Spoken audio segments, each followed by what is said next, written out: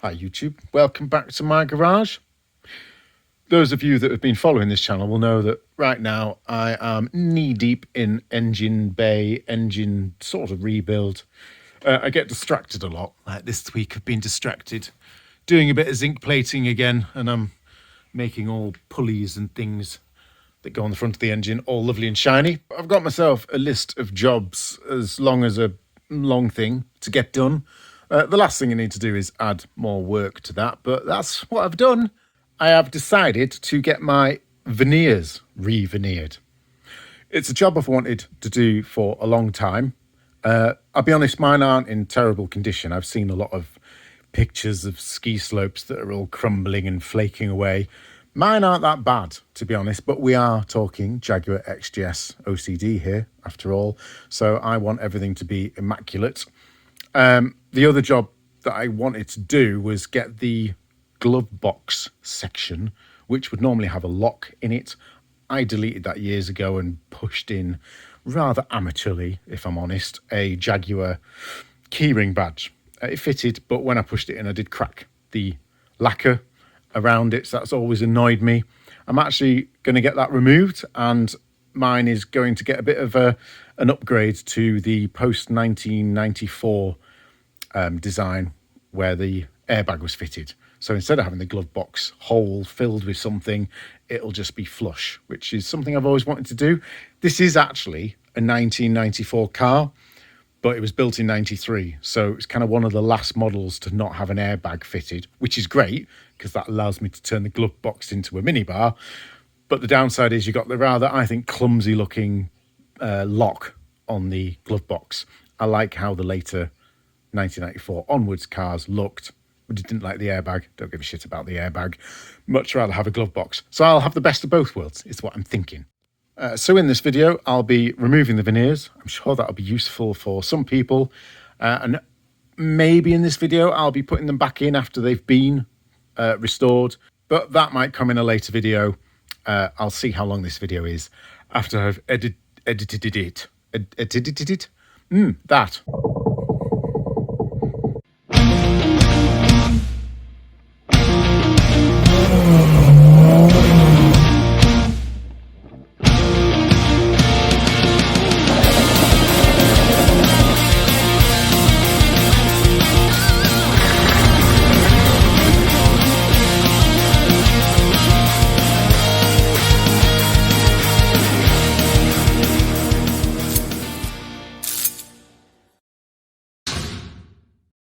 Right, we're in the car.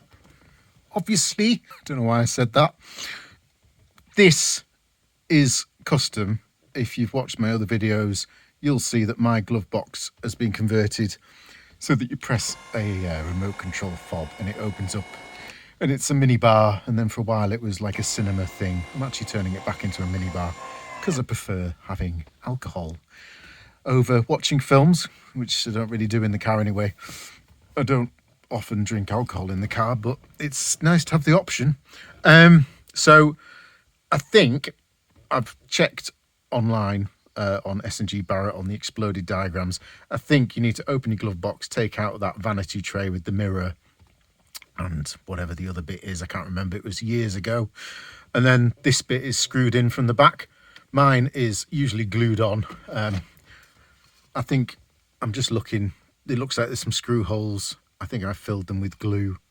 I'm not entirely sure is what I'm saying, how that fixes on. That's the only bit that I don't really cover properly in this video. You'll have to figure that bit out yourself. But I think you open that and it's screwed in from behind. These bits are just pushed on. They can be a bit stubborn to pull out, but once you've got one off, you can get in and lever them out. And hopefully the clips will come out intact with them. So that came off fine. You see those little clips there. We're going to remove all those before sending them off to the veneerers. Oops, it's the same deal for these end pieces. Now I know this one actually doesn't have any clips on it. And the reason is, I remember last time I tried putting this in, if you had the clips on, lining them up, I then couldn't get this corner in. So the only way I could do it was to sack off the clips and then it it's just sort of slotted in, and it never falls out because it's quite a tight fit anyway. But it should have clips, is what I'm trying to say. And it's the same over there. I'm not going to go over there and pull it out, but if I do, it'll have, if I did, sorry, it would have 2 clips holding it in. I think that one actually does have its clips in. I can't reach it. There, I've pulled it out in make-believe. I've got a plastic pry bar here, because now we're going to jump out into the back.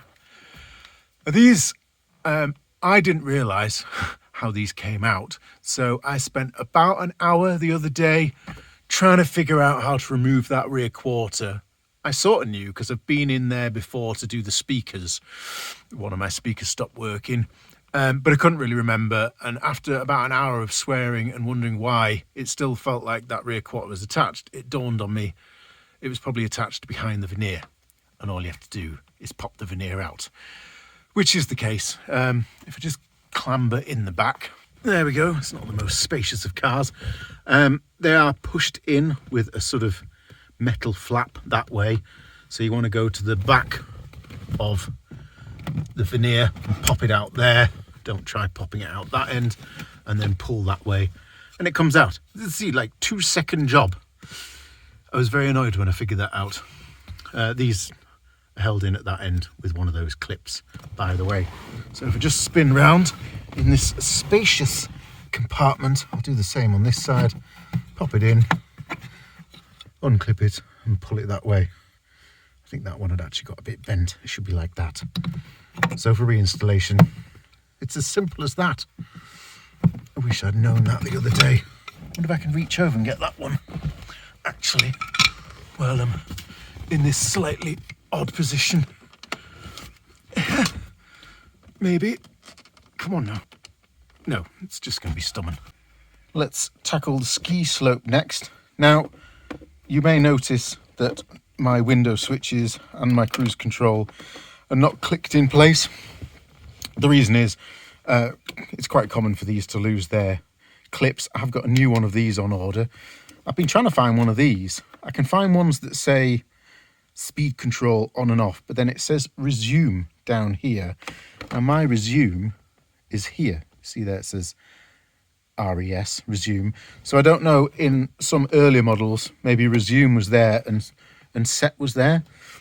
I mean, it would do, it's just an outer piece. It wouldn't really matter if it wasn't 100% correct, but it would annoy me. So I'm hoping I can find one of these new. What I had done previously before this video was I had it glued in place. So obviously I've taken all the glue off, so now it is flapping about. And I'd gone even further with this one. I'd put a metal brace underneath, so that was never going to come loose. But obviously I've destroyed that for the purposes of sending these veneers off, and I have a new one of these on order. So yeah, just imagine that's clicked in and that's clicked in, like this one is. This one's still intact. So what you need to do first is open up your center console, and there's 2 screws either side of this bit of black plastic. One there, one there. Take them off first. Lift that off, and then you'll see there's a screw there. That needs to come off and all. Might not be the original screw, that.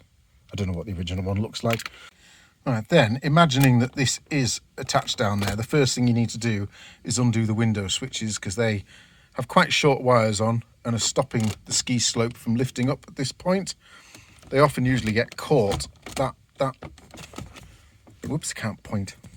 That lip of the connector often gets caught under this little lip as well. So if you're struggling to pull it up, you might just need to put your thumb under there and just push those forward. They unclip very easily. You can see you've got a little push there and a little push there. You just need to push them in at the bottom there and there. There, so with that disconnected, that's sort of how it would look. You could then pop that off if you wanted to. Mine's going to flap about, so I'm going to take that off now and just move it out of the way. We then need to do the same. It's the same fitment. Same connector with the cruise control. Again, mine's trying to run away from me. Just disconnect that. I'm just going to pop that out the way as well. If yours aren't knackered, they'll stay in place like this one is. This one has a few connectors. You need to undo this green connector. That's just a push and pull thing. I'm not going to be able to do that one-handed. And then there's a few things to pull out from the bottom of the actual cigarette lighter. There's a double black and a single black. You can't mix them up when you put them back together because they only go on one way. So let's get that green connector disconnected. Just going to reach in here, push it and pull it. I swear this is getting more, there we go, I was going to say getting more stubborn as time goes by. So that's everything disconnected from the ski slope now. So what you need to do now is lift it up and out. What helps is if you move your gear selector back. And there it is. So take that to the bench, and that's when I would normally push out these fitments. You can see they're held in at the back with little clips which snap off over the years. We also need to remove this. That's simple, that just pulls out, and we'll take it over to the bench and remove the cigar trays, which all you Americans replace with cup holders. So over on the bench, just gonna pop out this cigarette lighter arrangement carefully, making sure not to break the few plastic clips that I have left. Then these two cigar holders, you need to pull the inners out. They just pull out, and then that reveals two screws. You need to undo those, and then the this bracket here at the back will fall off and allow you to remove the shiny metal part. Again, these might not be the original screws. I don't know what yours will look like, but they'll still be there.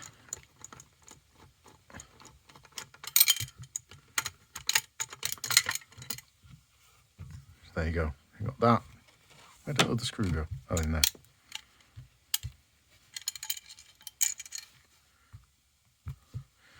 That, two screws, and the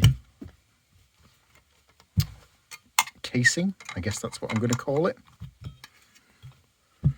There we go. That's the ski slope all done. So it's actually not in bad condition, this ski slope. Obviously it has faded a bit in the sun. It would originally have been a lot darker. It does also have quite a big scratch up here where someone was trying to fit a radio at some point, I think. I'd own up to that if it was me, but it wasn't. But in general, actually, that's in really good condition. What was I doing now? Oh yeah, that other bit in the middle. Right. There's no other word for this computer arrangement than what Andy calls... This is an absolute dog's bastard. This is loose at the minute. I will show you, I think I did some footage on my endoscope camera. Well, I'll run through the process of removing it, and then I'll explain why I haven't bothered to refit it now, because I've got to do that job again when I get my veneers back. So there's no way I was messing about fitting this again just for the sake of this filming, if that makes sense. So first off, you need to pop out these switches. They're just pushed in. They can be a bit stubborn.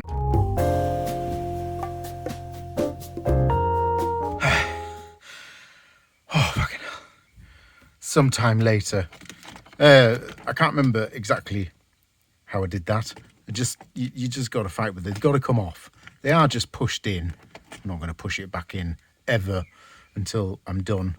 I just got my lever behind it, and there was a lot of swearing and toing and froing. But eventually they popped out. They now just disconnect. That's easy. You can't mess them up either because, well, you could put them upside down, but they've got different connectors on each side. So now you can't plug that into there by accident. This is where things get real fiddly. I've removed them, so I will now show you the video clips of where these stupid little tiny 7mm headed bolts are, with a loose washer, by the way, just to make life even more difficult. They are located on the side of the computer there, and there's another one on the other side, and they basically hold, see the computer there, they hold the computer in onto this metal bracket here, this black bit. You need to get a socket in there, get them removed, make sure you don't drop them. All that's difficult enough. Putting them back in is, like I said, an absolute nightmare. I will talk through that on the reinstallation part of this video.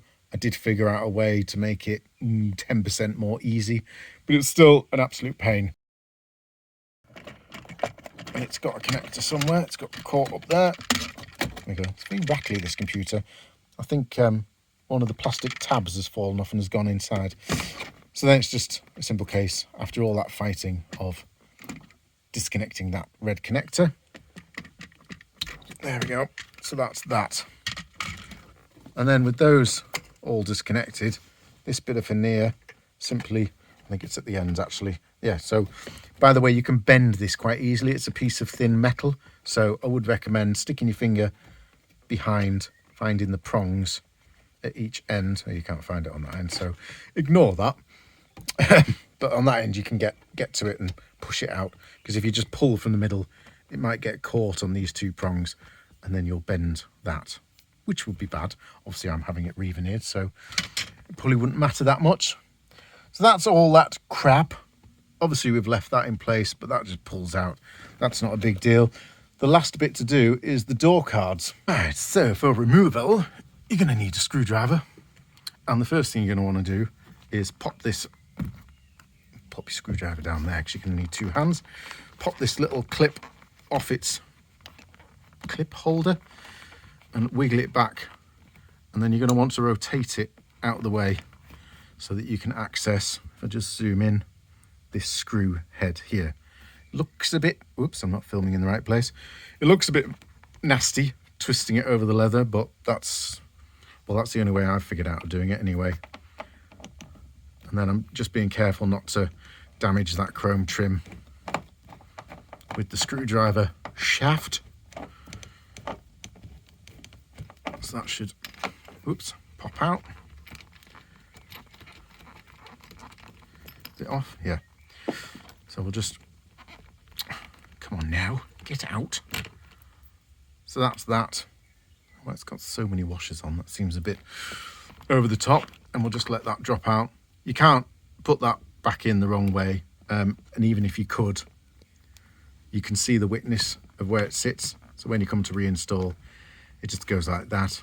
We'll cover that anyway when we come to the reinstallation part.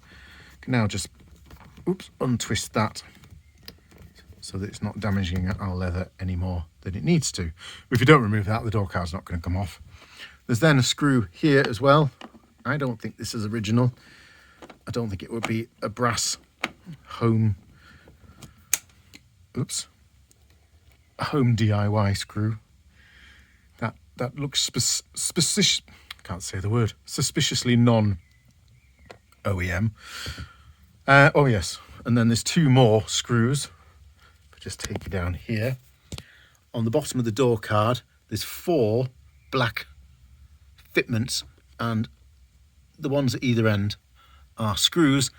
You don't need to take them all the way out. It probably helped to have someone stood behind the door stopping it from opening and closing all the time while I'm doing this. So I think that's enough. That's now lifting off because it goes through, I think it goes through both panels into the door. I might be talking nonsense there. You might not need to undo these. We'll find out in a minute whether there's a screw hole in the door or not. If you don't, I will apologise for wasting your time. Just checking. Ah, yes. So yeah, there are a couple of holes there and there. Excuse me. So I was correct to say you need to undo those. Otherwise, it's going to cause damage when you rag that door card off.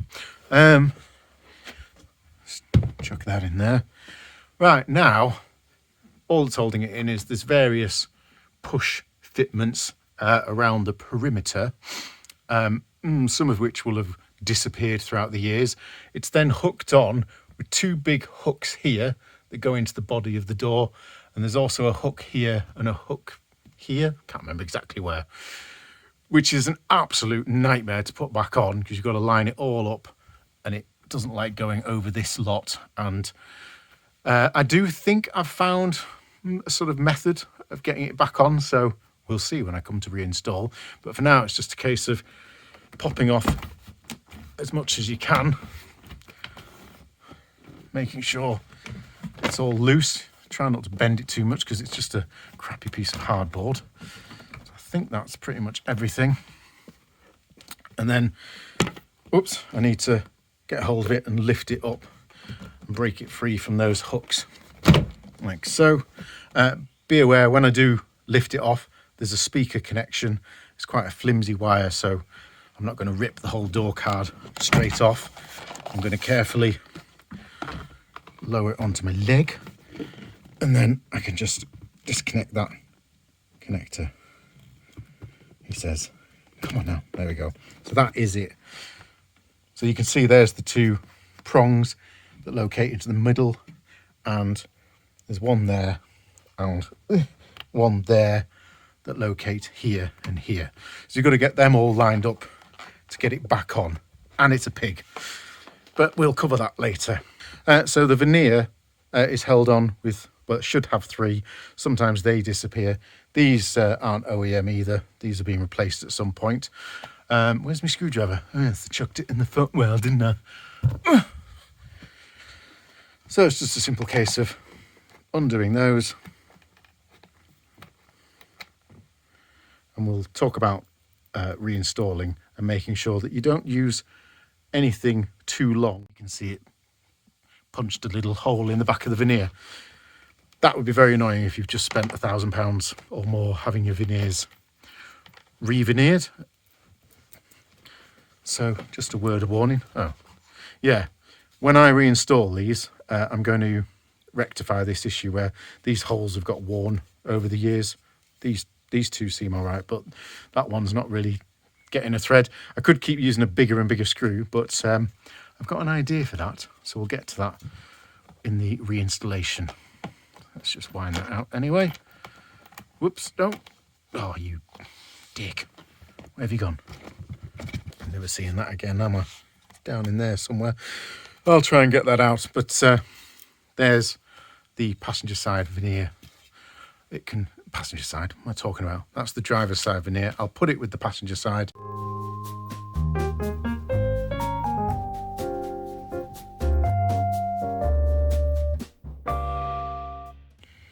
There's all our veneers removed.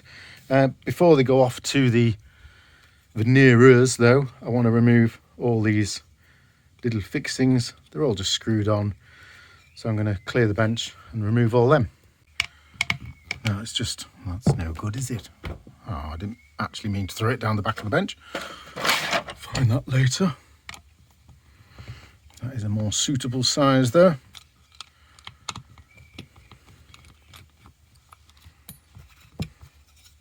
Obviously, when I come to reassemble these, I will be very, very careful about what they're sitting on, because they will have been beautifully polished and I want to keep them that way. So it doesn't matter if I mix these up, they're all the same size screws, the same size metal plate, and the same version of these. Some of them are black and some of them are that sort of gold colour. There's none on those ones. Same again on these ones. I was missing a couple of these little clips. Most people are if their veneers have been off at some point. But I found a bag of them that I must have bought at some point that I'd forgotten about. So that was a little bonus. There's nothing on the ski slope. Nothing on that. Nothing on that. 4 on this one.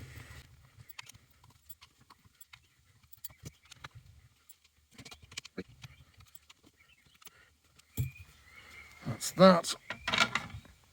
That, like I said, I'm not entirely sure how that fits on, but I think you probably would have unscrewed that by now, so I'm going to assume that doesn't have anything on it.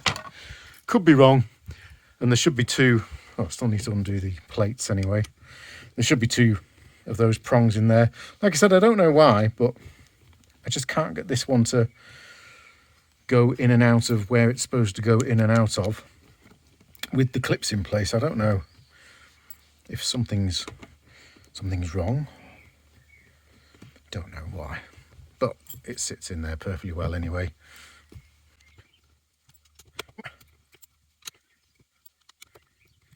Right, that's those done.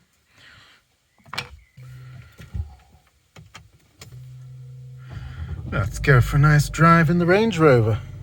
Up pops the gear thing. I do like that. Probably better turn the radio off, haven't I? I don't want to get some stupid copyright claim off YouTube.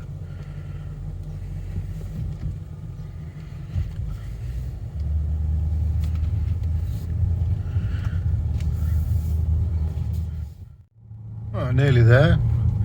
Had to take about a 10-mile detour because some knob closed the road, what I needed to use, but it's fine. Had a nice sunny drive around Cheshire. I don't mind.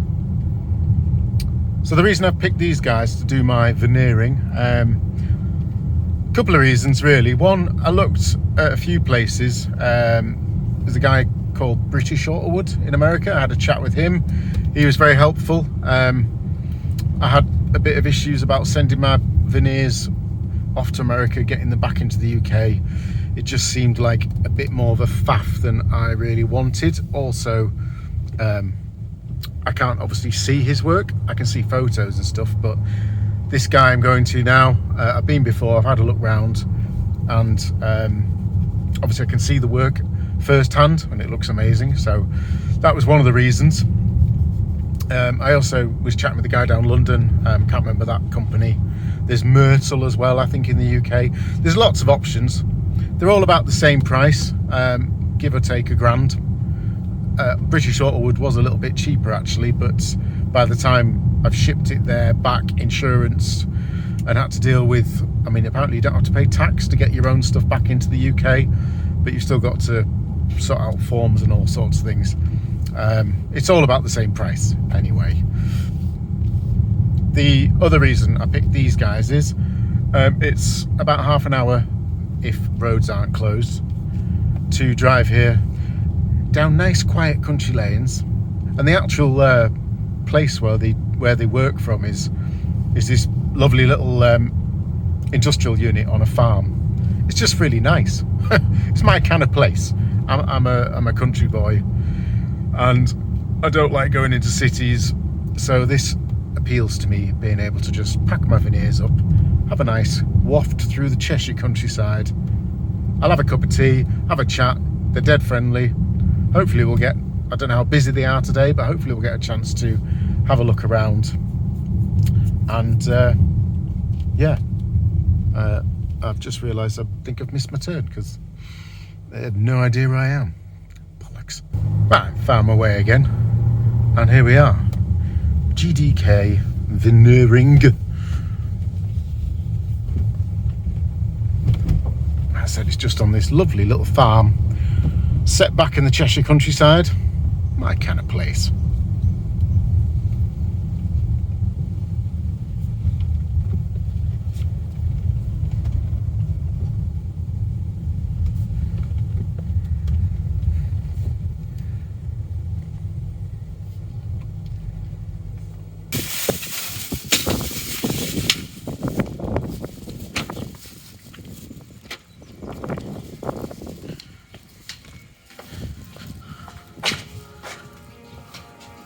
Hello? I've got wood. So high. Right, Mike. Oh, I'll tell you what. Oh no, I thought I'd forgotten those bits. There we go.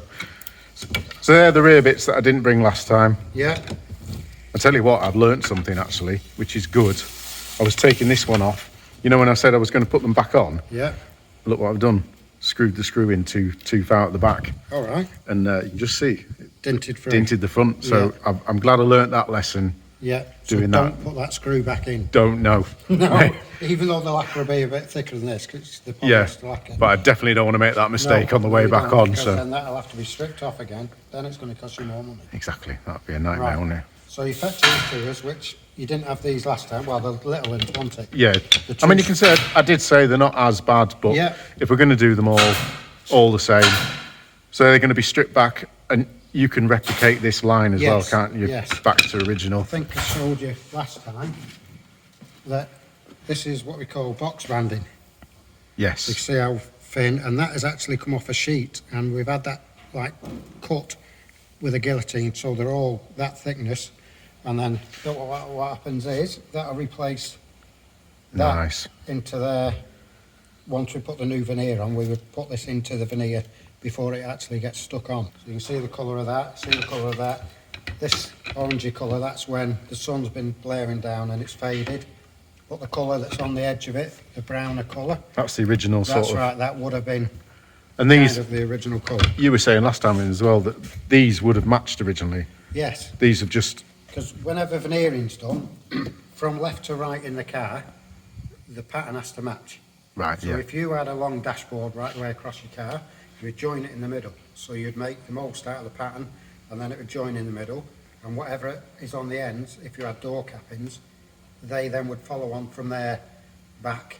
Right. And if you've got, like in the Jaguar Mark II, for instance, it'll go over the top as well. Yeah. So whatever's on the left should be on the right. This obviously, it'll run along like that across your dash. So all the pattern, so this end will follow on from this end. Nice. And then the door cappings, they then will say, obviously that's that side. Yeah. So we go like that. So that'll be like that. So where this end finishes is where that'll start. Oh, so you'll actually sort of match up the Yeah. piece of wood, if you like. Yes, you're here now, Mike, because you want it done. So it would have been done how it would have been back then. But obviously the products we use now is a lot better. A little bit harder wearing. Yeah.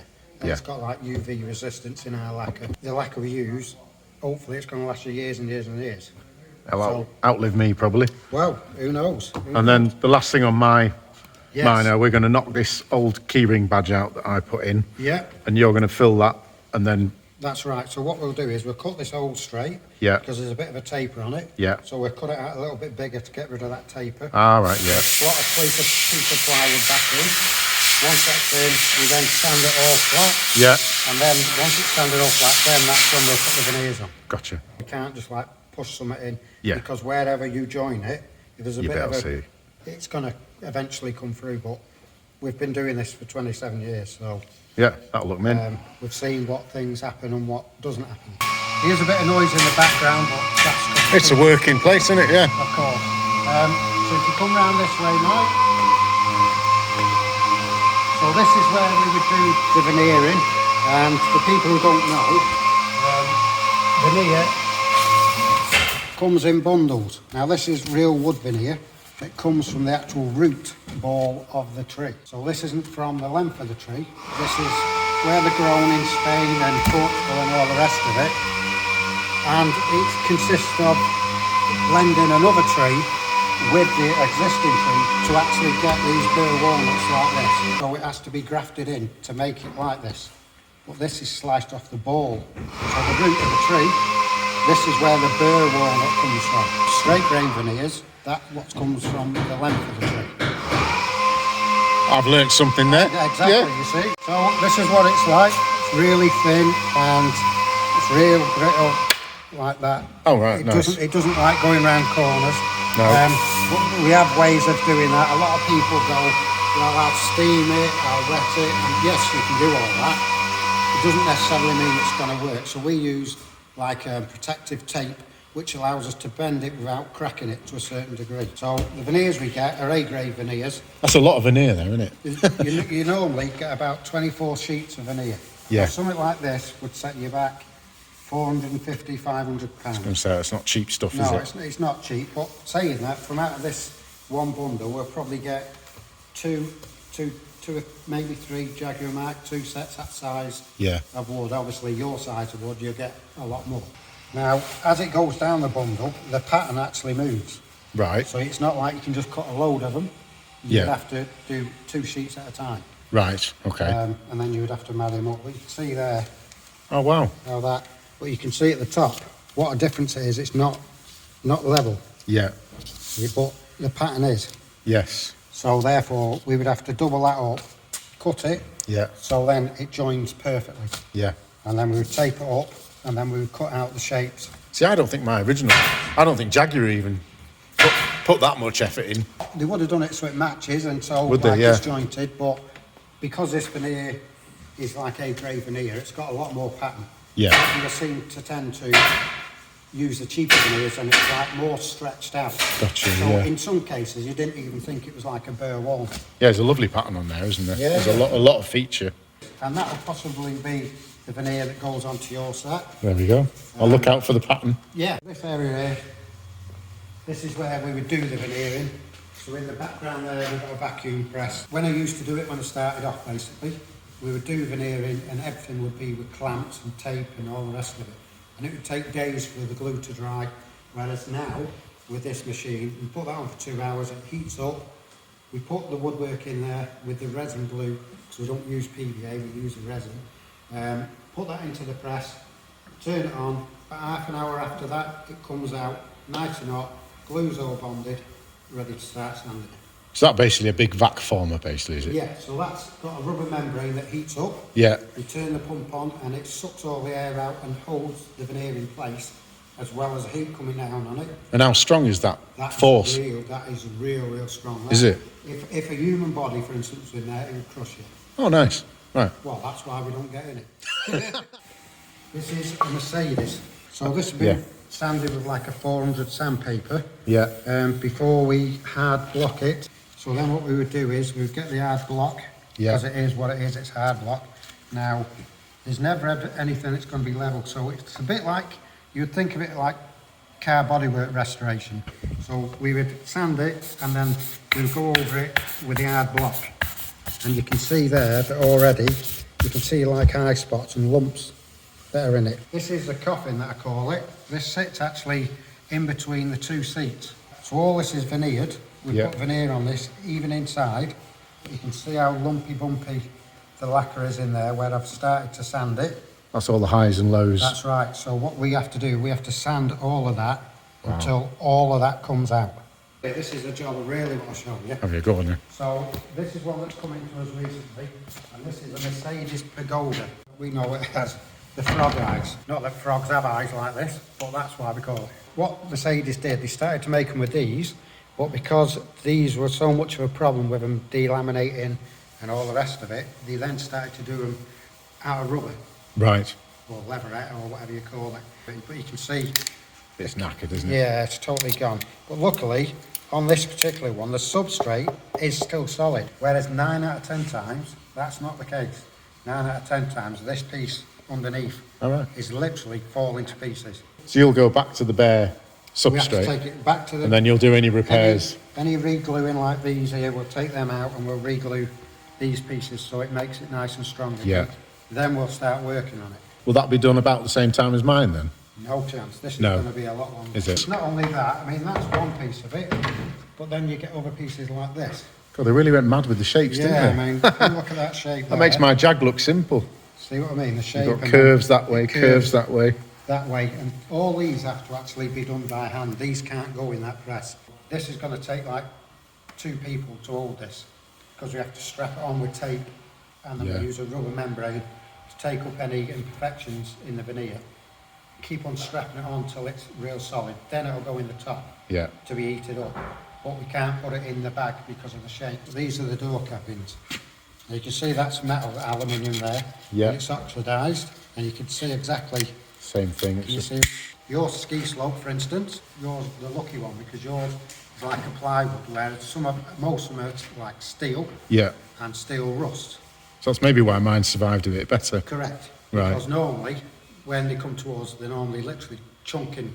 You can just peel the big chunks. Yeah. There's a Jaguar Mark II.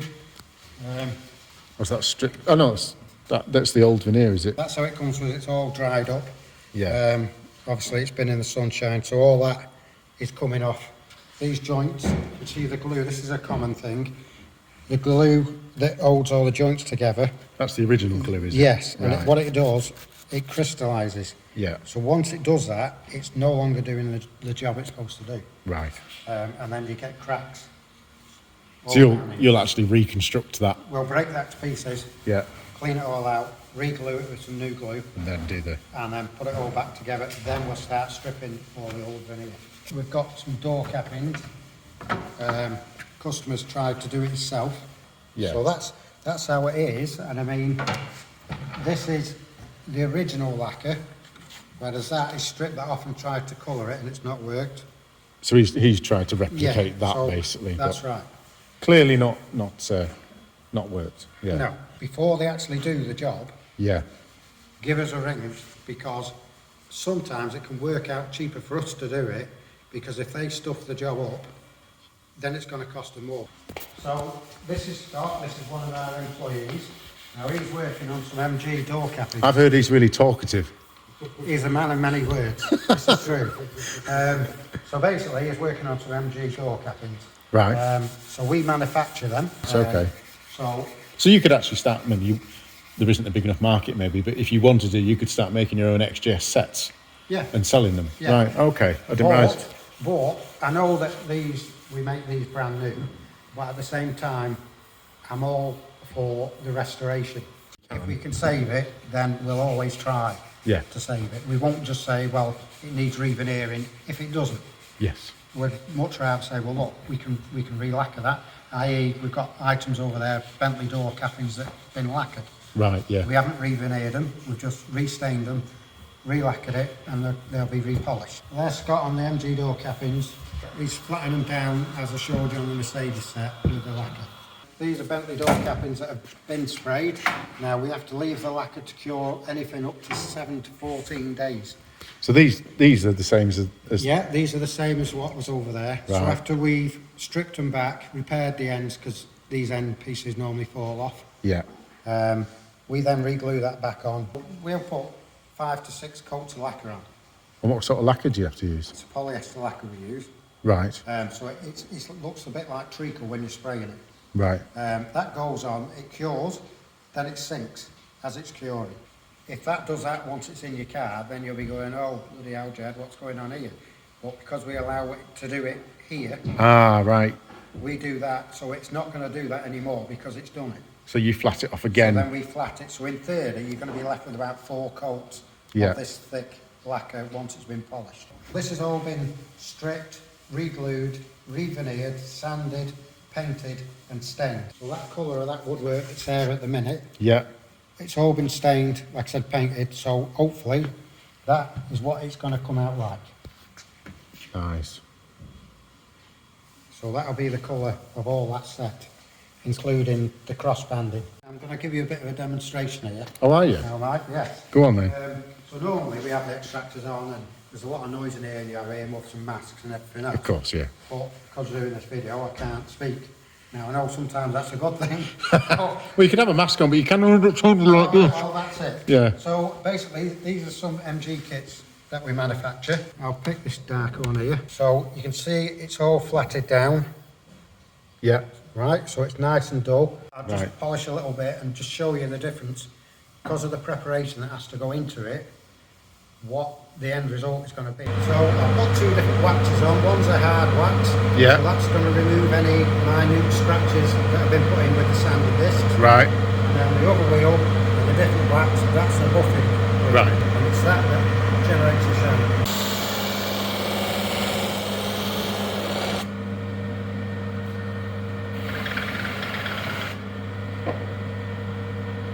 Normally we would have these on a jig. I'm just doing this for a bit of demonstration, just so you can see how, because this is burr walnut, and this is exactly how your set will. Right, yes.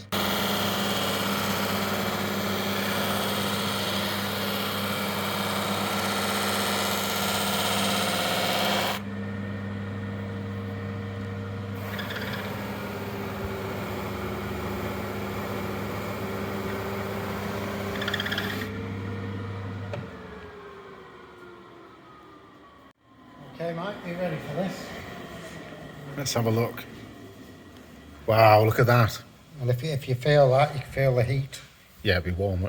Oh, yeah. that's on it. And I mean, that's just a couple of seconds, but because all that preparation work has been put into it already, it makes it easier to polish it. Yeah. And then obviously from that stage, we would wipe all the existing wax off and then go over to the wrapping stage.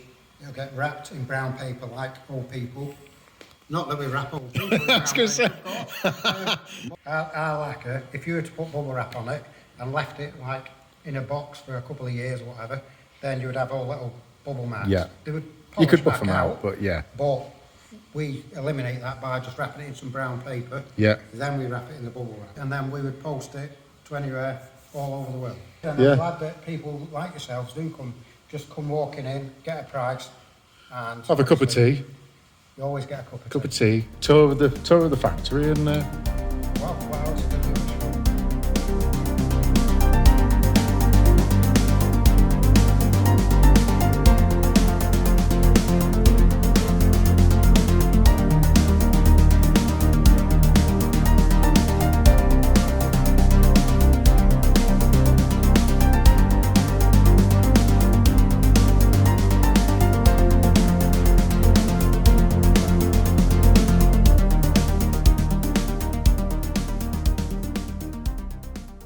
I hope you enjoyed that visit to JDK. Huge thanks to the guys there for letting me have a look around.